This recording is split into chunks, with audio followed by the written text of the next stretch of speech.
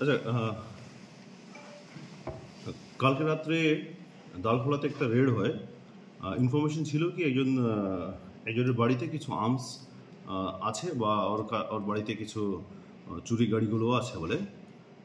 তো এখানে যখন রাত্রে রেড হয়, তো যার বাড়িতে রেড হয় ওর নাম আছে মোহাম্মদ শাকির আলম,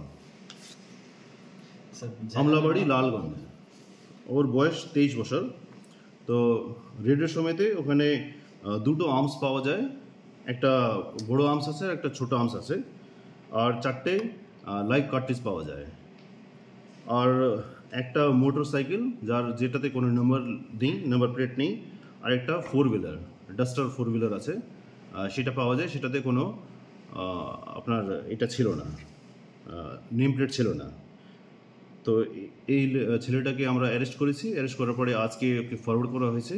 আর একটা আর্মস অ্যাক্ট আর যে চুরি যে সামানগুলো আছে ওইটা নিয়ে একটা সেকশন আছে আমাদের 317 আর ক্লজ 2 আর 317 ক্লজ 5, এটাতে আমরা বিএনএসে আমরা কেস শুরু করেছি। আর আর্মস অ্যাক্ট আছে ওটাতে।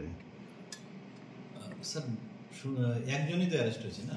হ্যাঁ, একজন অ্যারেস্ট হয়েছে। স্যার ওই জায়গাটার কি নাম যেখান থেকে অ্যারেস্ট হয়েছে? আমলাবাড়ি, লালগঞ্জ।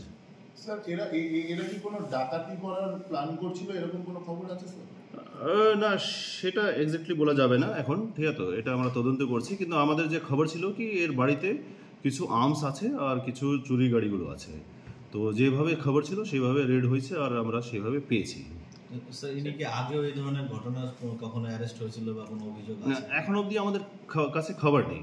তো এটা আমরা শুধু আমাদের থানা না, আমাদের জেলা, অন্য থানাগুলো আর পাশে জেলা আর বিহারেও আমরা খবর লাগাচ্ছি কি এর এগেনস্টে অন্য কোনো কেস আছে কি।